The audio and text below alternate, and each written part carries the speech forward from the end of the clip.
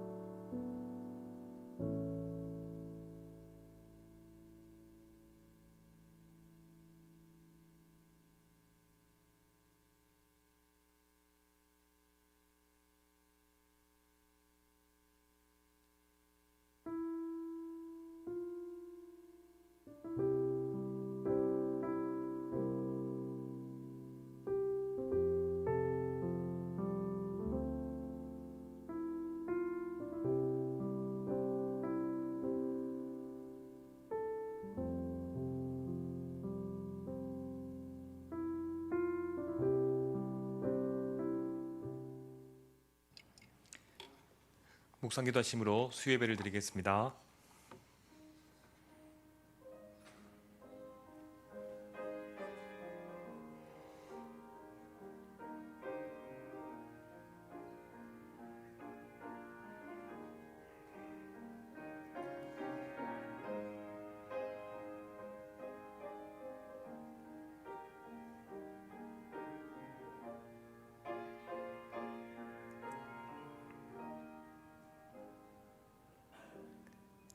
사랑이 많으신 하나님 아버지, 주님의 은혜에 감사드립니다.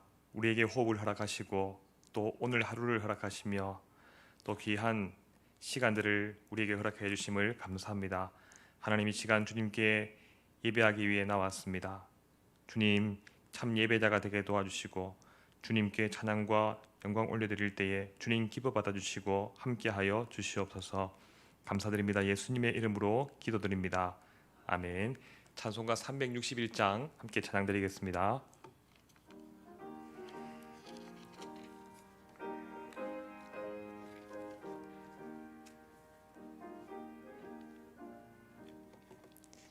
기도할 이 시간 주께 무릎 꿇고 우리 구세주 앞에 다 나가네. 믿음으로 나가면 주가 보살피사 계시는 해를 주네.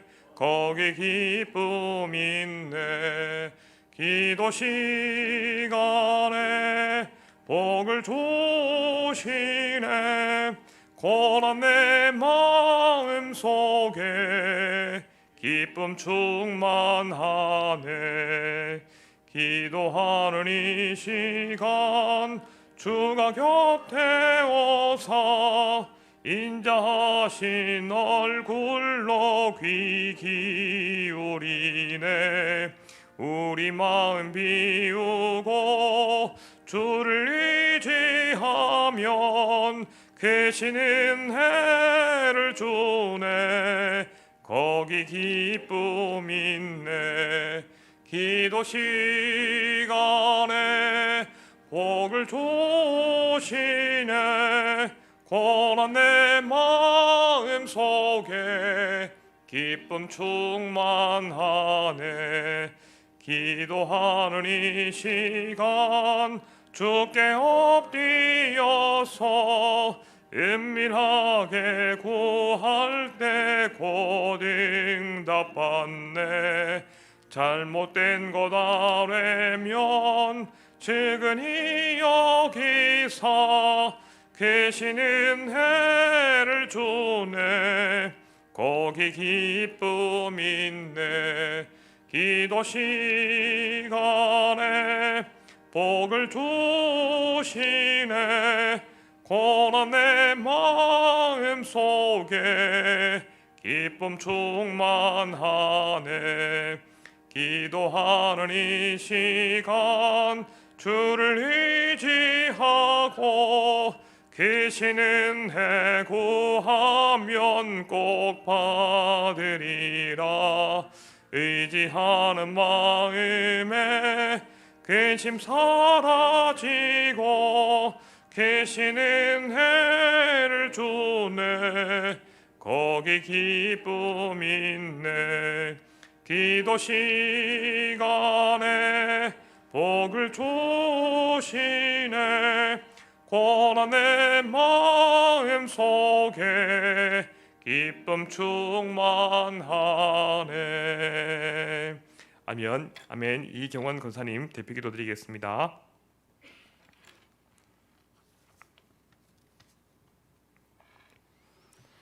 사람의 행위가 여호와를 기쁘시게 하면 그 사람의 원수라도 그와 더불어 화목하게 하시느니라.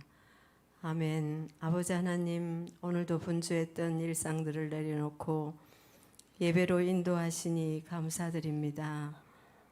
영원히 죽을 수밖에 없는 저희들을 주님의 은혜로 말미암아 구원의 반열에 서게 하시니 참으로 감사드립니다. 땅 위에 사는 동안 이 큰 구원의 감격을 잊지 않고 늘 하나님 앞에서 사는 삶이 되어 그리스도의 향기가 되고 편지가 되며 빛이 되고 소금 되게 하시옵소서. 입술로는 주님을 사랑한다고 하면서도 약속의 우물을 곁에 두고 헤매고 허덕이던 하갈처럼 되지는 않았는지요.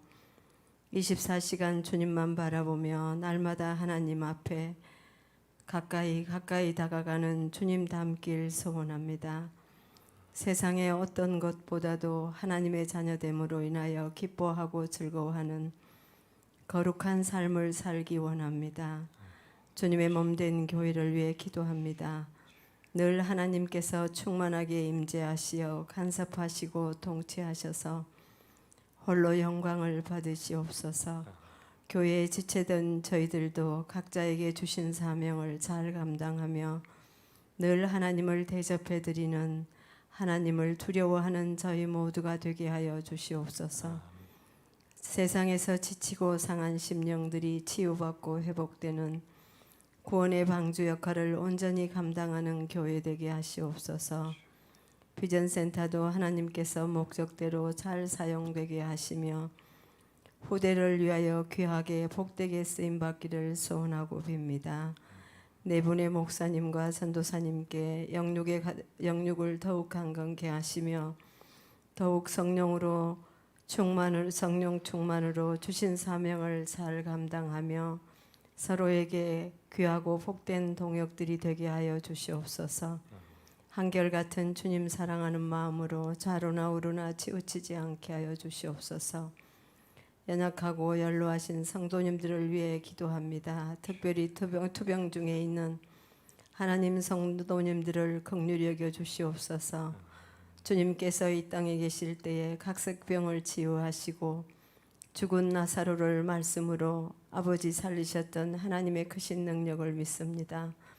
사람의 아버지 하나님이여, 사람은 한계가 있고 아버지 제한을 받습니다.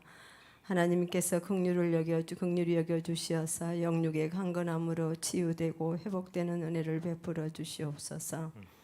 이 시간 말씀을 들고 단위에 서신 김명선 목사님, 성령의 두루마기를 입혀 주시어서 전하는 말씀이 말씀되게 하여 주시옵소서. 저희들에게도 아버지 학자의 귀를 열어주시고 하나님 말씀을 잘 깨달아서 하나님의 말씀을 삶으로 살아낼 수 있는 은혜를 베풀어 주시옵시고, 세상에서 아버지 구별된 삶을 살며 아버지 하나님이여 화목해 하는 직분들을 잘 감당하는 삶을 살게 도와주시옵소서. 아버지 하나님 사랑하며 감사드립니다. 살아계신 예수 그리스도 이름으로 감사하며 기도드렸습니다. 아멘.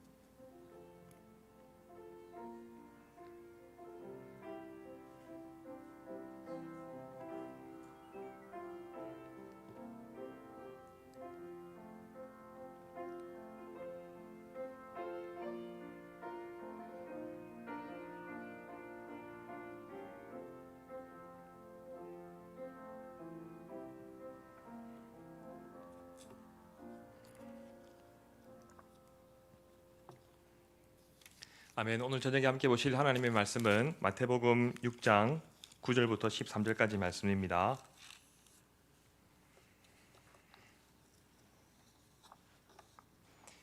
신약 성경 8페이지 마태복음 6장 9절부터 13절까지 말씀입니다.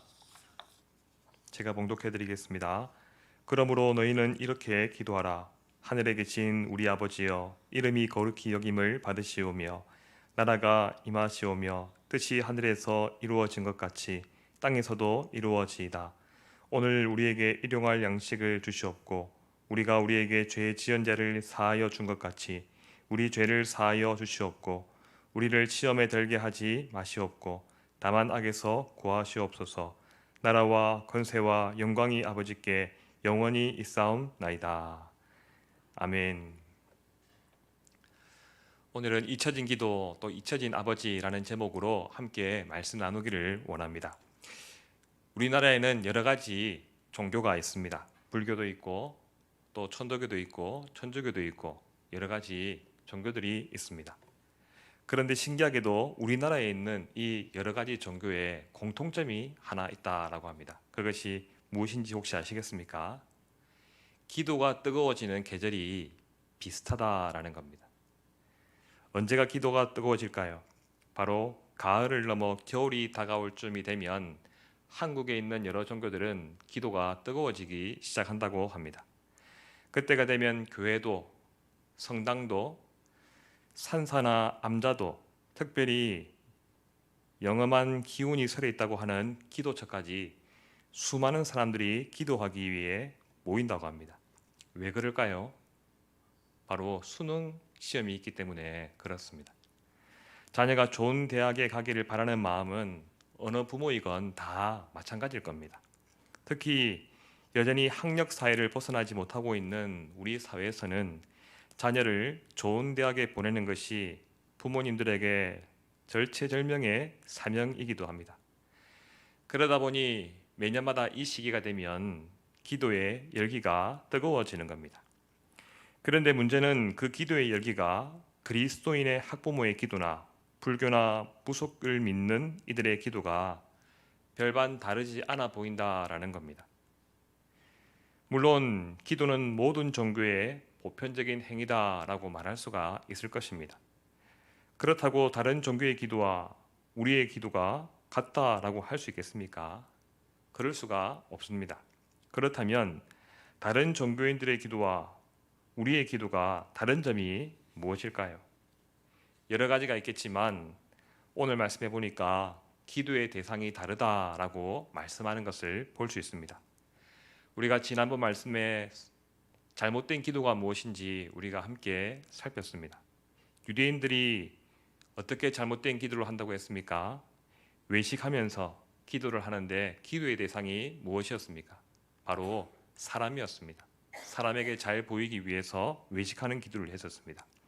그리고 이방인들이 잘못된 기도를 했는데 그들의 대상이 무엇입니까? 잘 알지 못하는 신, 저기 멀리 있는 신을 달래기 위해서 중언부언하며 열심히 열정으로 기도한다라고 했었습니다. 하지만 우리의 기도는 그렇지 않습니다. 그리스도인의 기도의 대상은 바로 하나님이십니다. 하나님은 우리의 아버지가 되시고 우리에게 있어야 할 것을 우리가 구하기 전에 미리 아시는 분이십니다. 뿐만 아니라 하나님은 우리의 아버지가 되시려고 주님의 사랑하는 아들까지 내어 주시는 분입니다. 이런 기도의 대상을 다른 종교에서는 찾을 수가 없습니다. 그런데 문제는 우리가 이 기도의 대상 하나님 아버지를 잊을 때가 종종 있다라는 것입니다.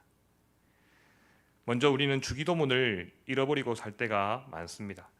주기도문을 암송하지 못한다라는 뜻이 아닙니다. 오늘 9절 말씀 상반절에 보시면 이렇게 되어 있습니다.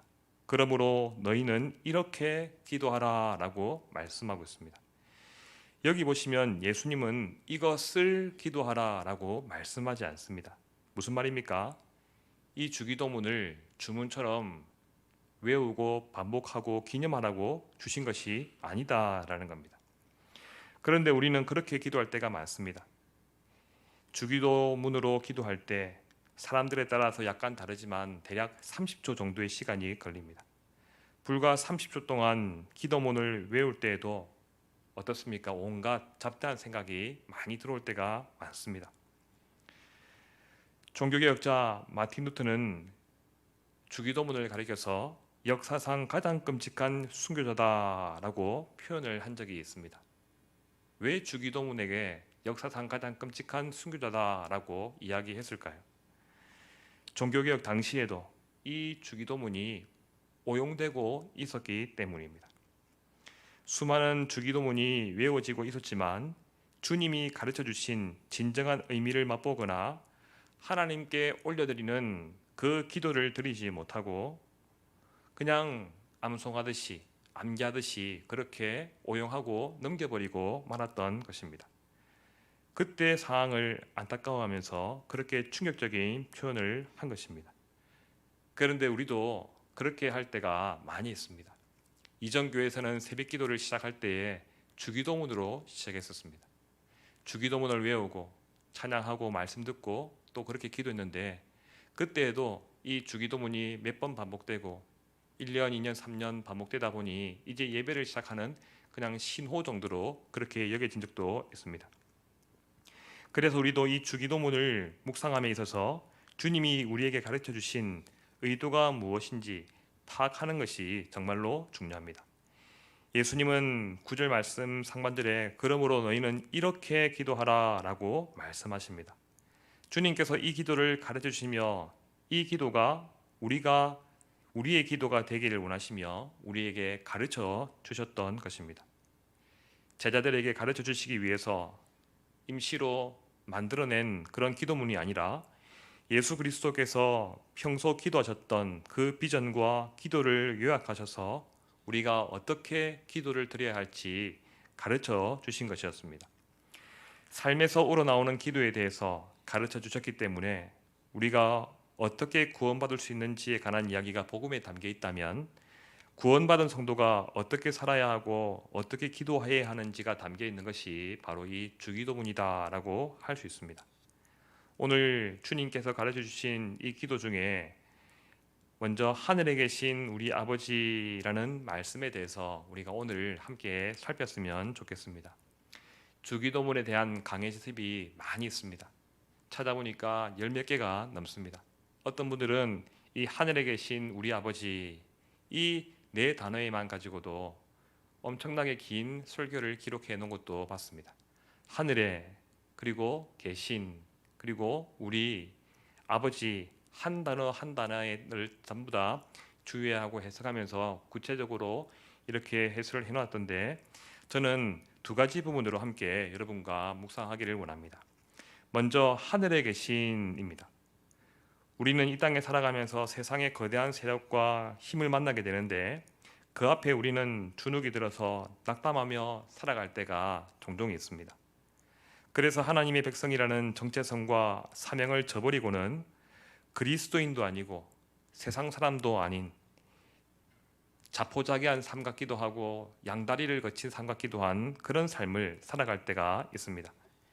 이런 우리에게 하늘에 계신이라는 말씀은 이 세상보다 더 위에 하늘의 권세를 가지신 분을 바라보게 하고 우리의 정체성이 무엇인지 다시 확인하게 해주는 말씀이라고 할 수 있습니다.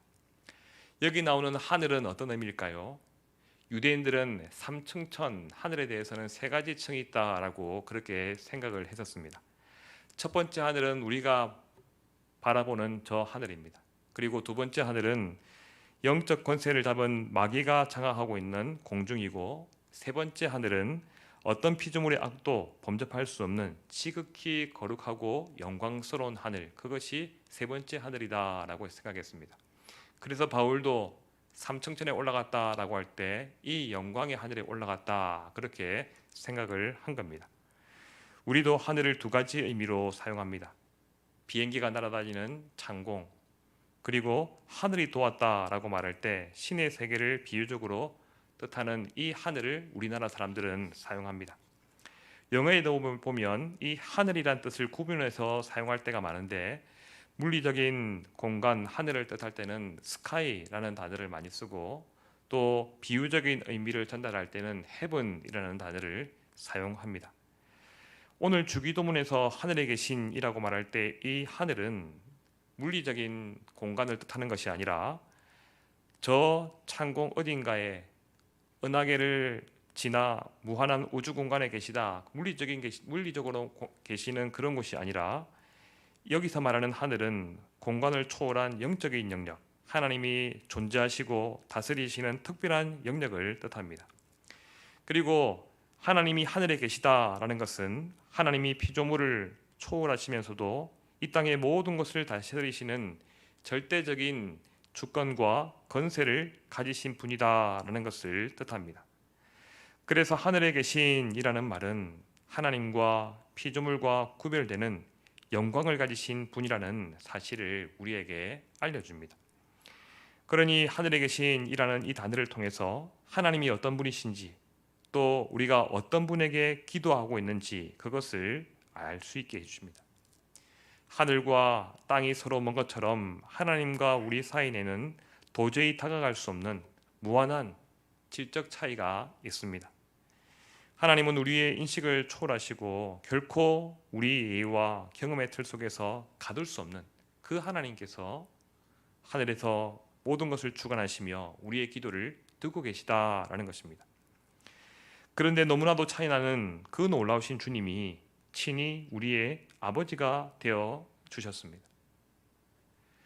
우리나라에서는 아버지 하면 부정적인 이미지를 가지고 계신 분들도 계십니다.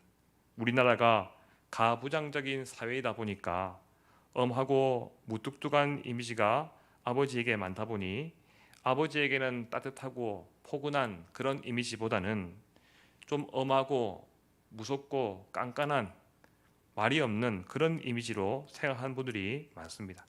심지어는 어떤 분들은 아버지로 인해서 아픈 추억을 가진 분들도 계십니다. 2019년도에 한창 히어로 영화가 많이 나올 때 아이언맨이나 캡틴 아메리카, 어벤져스 등 화려한 히어로가 많이 나오는 이때에 정반대의 영화가 충격적으로 나온 적이 있습니다. 그게 뭐냐면 바로 가버나움이라는 영화입니다. 레바논 베이루트에 살던 한 빈민 가정의 비극적인 일화를 각색한 영화인데 여기에 이런 내용이 나옵니다. 거기 보시면 가난한 부모가 자식들을 많이 낳고는 제대로 키우지도 않고 먹이지도 않고 자녀들을 돈 벌어오는 수단으로 그렇게 대하는 것을 볼 수 있습니다. 거기에 보면 주인공 자인은 12살 정도 되는 아이인데 부모가 출생신고도 하지 않아서 정확히 언제 태어났는지도 모릅니다. 이 자인에게는 1살 정도 어린 여동생이 있었는데 이 생리가 시작하는 것을 알고는 그 사실을 부모에게 절대 들키지 않도록 그렇게 단도리 합니다. 왜냐하면 부모가 그 사실을 알게 되면 이 동생을 팔아 넘길 것을 알았기 때문입니다. 그런데 이 자인의 우려대로 그 사실을 눈치챈 부모는 이 어린 여동생을 돈 몇 푼에 나이든 건장한 남자에게 시집을 보내려고 하고 이에 자인과 여동생은 도망가려고 하다가 결국에는 부모님에게 붙잡히게 되고 여동생은 그 어린 나이에 그 남자에게 팔려가서 시집을 가게 됩니다. 그런데 안타까운 것은 그 이후에 이 여동생이 많은 하열로 죽게 되고 그로 인해 이 자인은 이 남자를 살해하게 됩니다.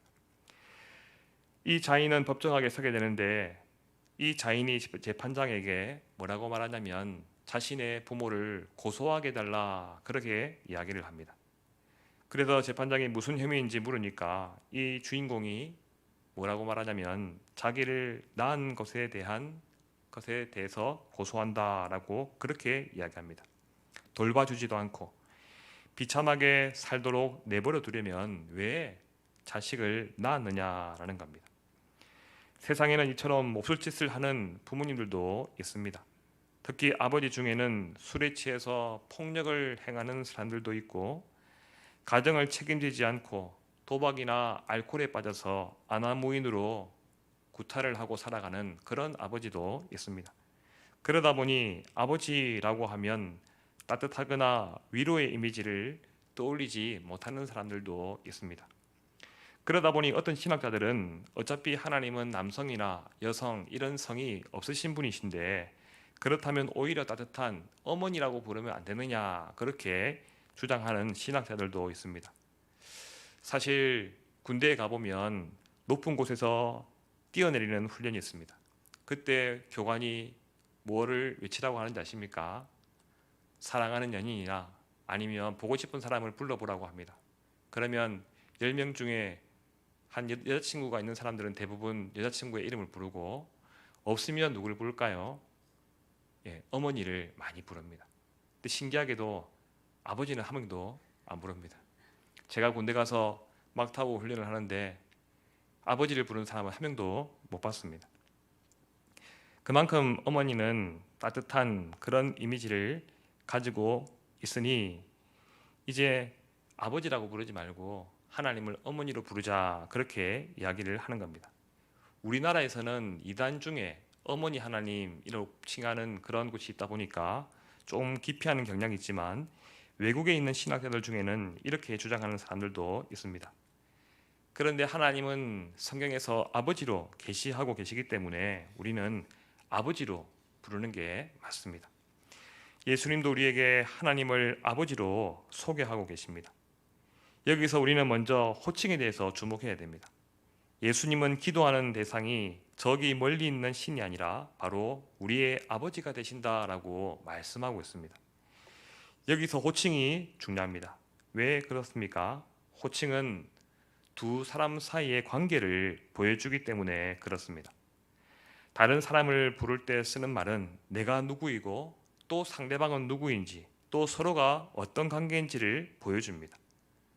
하나님과의 관계는 하나님을 부름으로서 시작되는데, 하나님을 어떻게 부르는지 보면 하나님과 우리와의 관계를 알 수가 있는 것입니다. 우리가 이 땅에 살아가면서 가장 중요한 관계가 무엇입니까? 우리는 이 땅에 살아가면서 세 개의 관계망 속에서 살아가는 것을 볼 수 있습니다.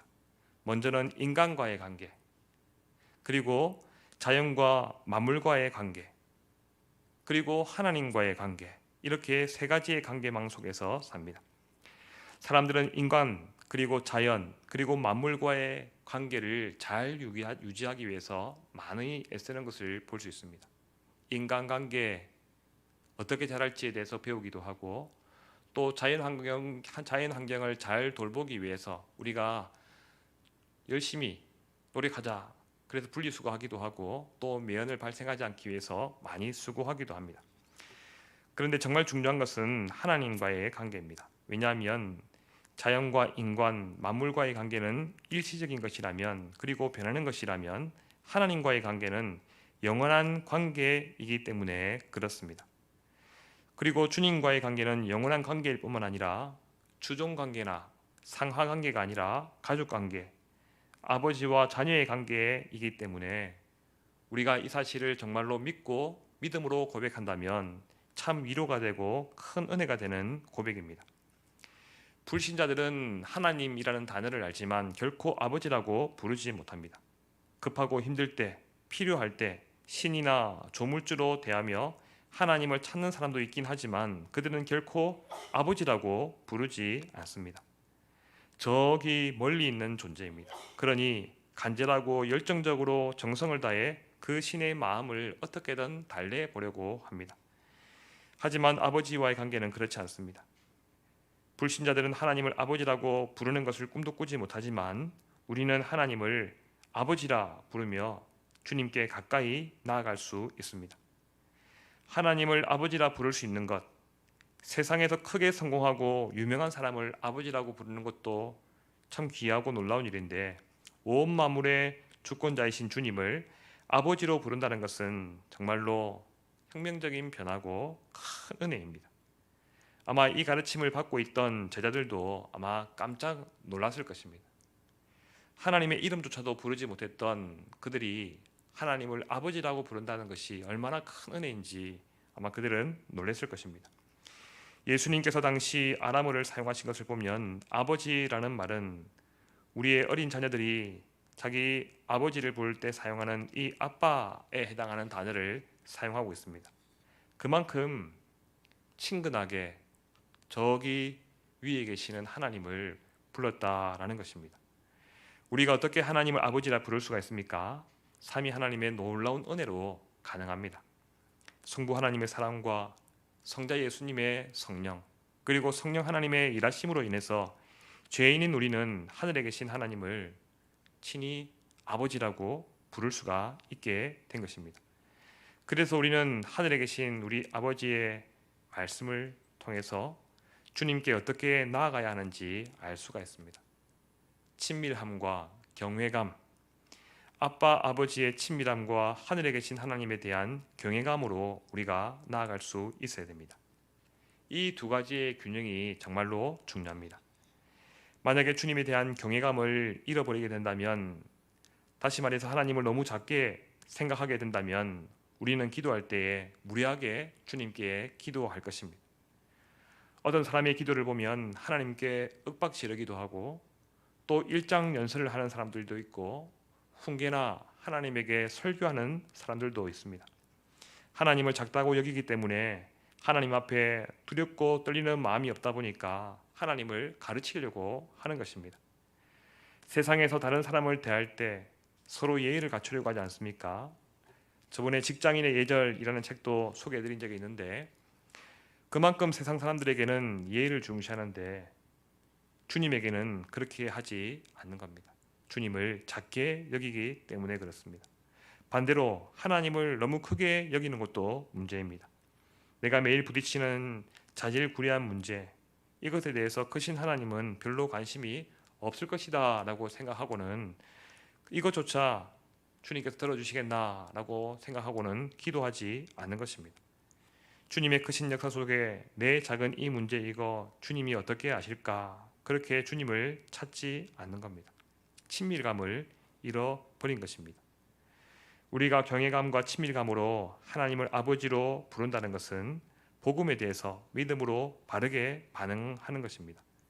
예수 그리스도의 십자가의 은혜로 구원받아 하나님을 아버지라 부르는 것, 그 은혜에 감사하며 하나님을 아버지라 부를 수 있는 이것이 귀한 믿음의 고백이고 또 우리의 특권이 되는 것입니다. 뿐만 아니라 주님을 아버지라 부르는 것은 기도 이전에 찬양이기도 합니다. 죄로 인해 도저히 나아갈 수 없었던 그 하나님께 이제 아버지라 부르며 나아갈 수 있는 그것, 이것이 바로 믿음의 고백이 담겨있는 찬양이 되는 것입니다.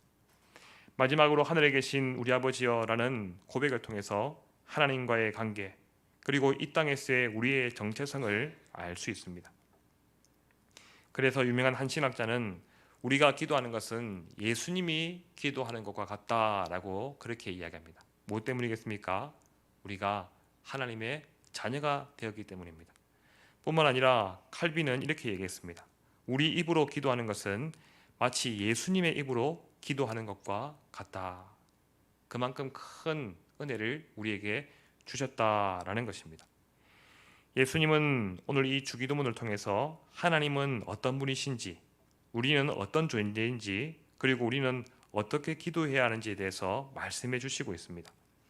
주님의 말씀 앞에 우리는 기도를 잃어버리고 있지 않은지, 하나님 아버지를 잃어버린 채 내가 원하는 것만 구하고 있는 것은 아닌지 우리의 기도를 점검해 봐야 됩니다. 우리는 자칫 잘못하면 하나님의 얼굴보다 하나님의 손에 관심을 가질 때가 많습니다.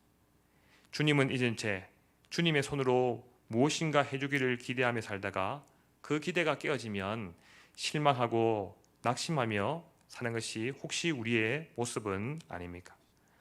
오늘 이 말씀 앞에 우리의 신앙을 돌아보고 우리의 기도도 점검하고 하늘에 계신 아버지, 이 말씀을 통해서 주님이 어떤 분이신지 그리고 우리가 어떤 존재인지 기억하며 주님께 기도하며 나아갈 수 있는 우리 모든 분들 되시기를 간절히 바랍니다.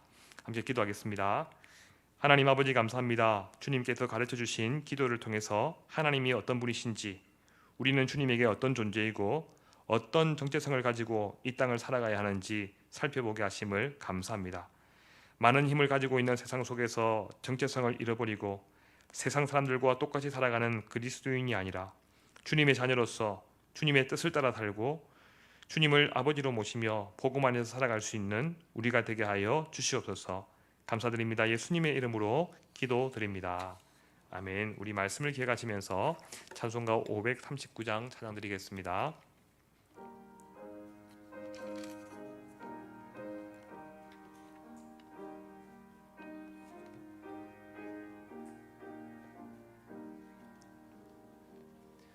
너 예수께 조용히 나가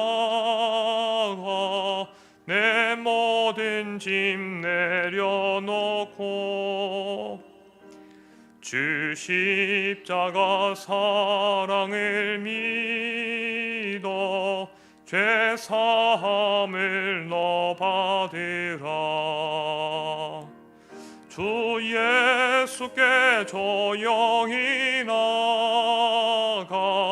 내 마음을 쏟아놓으라. 늘 은밀히 보시는 주님 큰 은혜를 베푸시리. 주 예수의 은혜를 입어 내 슬픔이 없어지리. 내 이웃을 늘 사랑하여 너 받은 것 거저주라. 주 예수께 조용히 나가 내 마음을 쏟아놓으라. 늘 은밀히 보시는 주님 큰 은혜를 베푸시리. 주 예수를 친구로 삼아 늘 내 옆에 모시어라. 그 영원한 생명 샘물에 내 마른 목 죽이어라.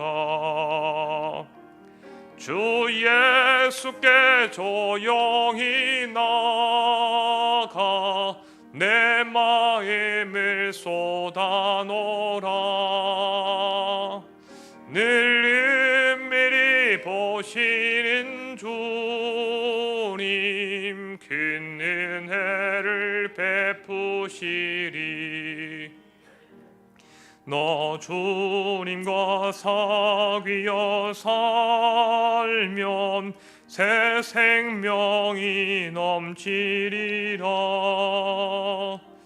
주 예수를 찾는 이 앞에 참 밝은 빛 비추어라. 주 예수께 조용히 나가 내 마음을 쏟아놓으라.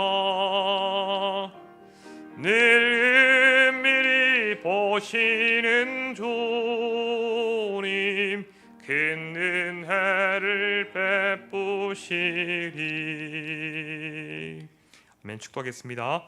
주 예수 그리스도의 은혜와 하나님 아버지의 크신 사랑과 성령님의 교통하심이 주님을 바라며 살아가는 모든 주의 백성들 위해 항상 함께 있을지어다. 아멘.